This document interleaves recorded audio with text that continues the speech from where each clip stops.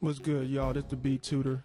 Just wanted to do this little quick vid here on Studio One. I know it's kind of hard to figure out how to export stems and do mix downs.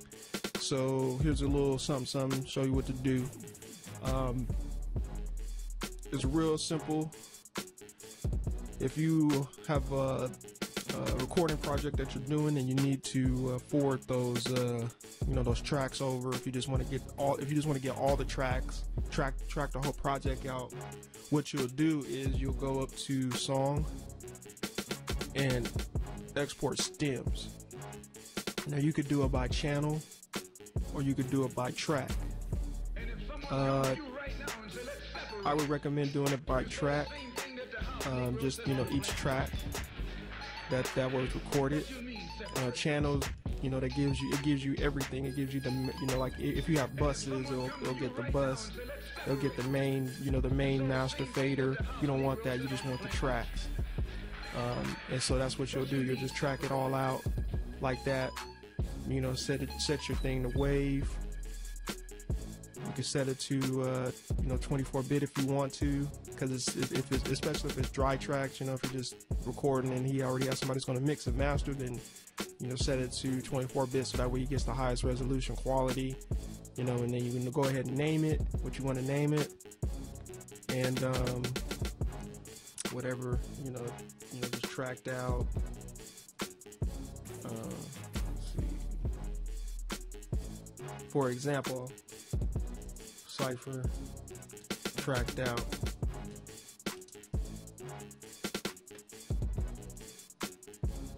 Oh, and I forgot to mention. Now, this is one of the things that is tricky in Studio One, and I did forget to mention this. And it's good that this is happening so I can show you. You have to make sure your loop is set, which is your loop.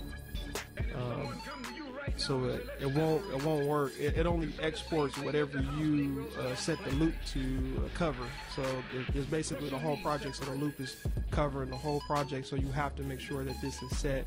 Otherwise, it won't work. As a matter of fact, it'll tell you you need to set the loop. But if you don't have it all the way over, or if you only have it on a certain section, then it's going to only do that section that's highlighted. So now that that's set, you go back and you do export stem.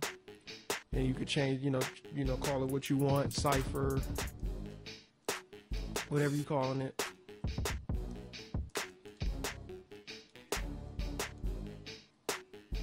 You could just do Cypher track, because each track is going to have its own name anyway.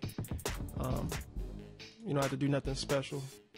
24-bit, keep the resolution. Some might argue 32, doesn't matter.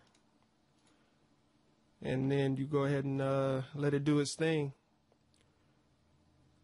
And it's going to tell you that, clipping has occurred. It's only doing this right now because I have the waves turned up. So we can, after we record, we can listen back to what was, excuse me, what was recorded. And so now it's going to give me a message that pops up, and all you do with the message is when it pops up it's kind of a trick question, because it doesn't want you to give out clipped audio. So let this thing finish.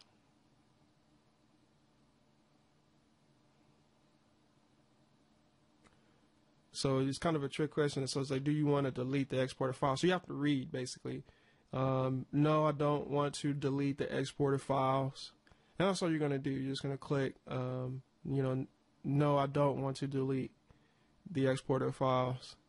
If you ever run into that, which, you shouldn't be doing anything that's clipping. I'm just showing you this for future references, because sometimes if a client wants to hear the beat, or hear the track, and it's not mixed yet, they just want to hear, or maybe they want to add something to it, then this is where you'll go ahead and just say, no, I don't want to delete the exported files. This is the only time where clipping is allowed, because they're just listening.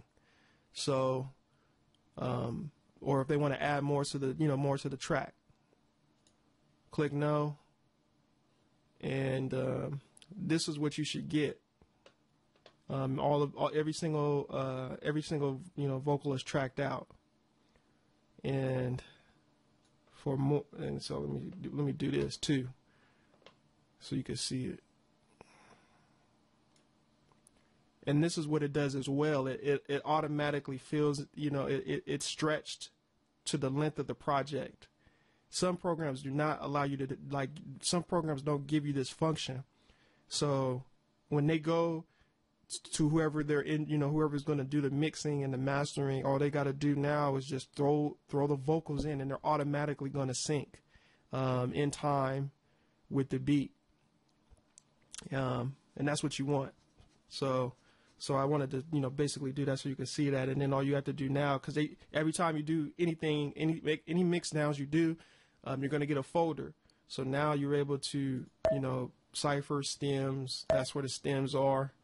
You're able to copy this folder, copy the stems folder, and put it on your desktop, rename it to, tracked out, whatever the name of the project is for the artist or whoever you're recording for. And then you can go ahead and put it on a flash drive or use media file or whatever means of whatever you're doing. So let me show you this too. This is if you're doing export. If you're doing the whole song, just the whole song. And this is where I was referring to clipping. This is where, if they want to listen to it just to hear back what they recorded, this is where you'll do, just a straight mix down. Same rule applies for the loop. Make sure it's a loop. The gray area is looped. 24, 16-bit, doesn't really matter.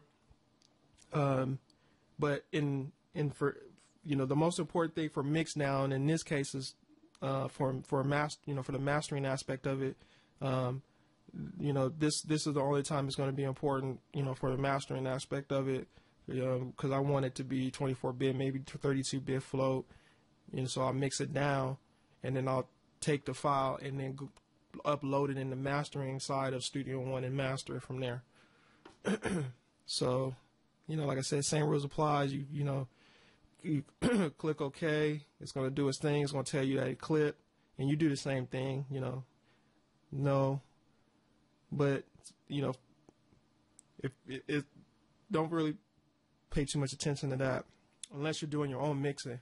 But there's things that you should already know about mixing that you won't even run into this. You won't run into that error message right there, because if you already know mixing and clipping and stuff like that, then you won't even have to pay attention. It's not something that you have to worry about.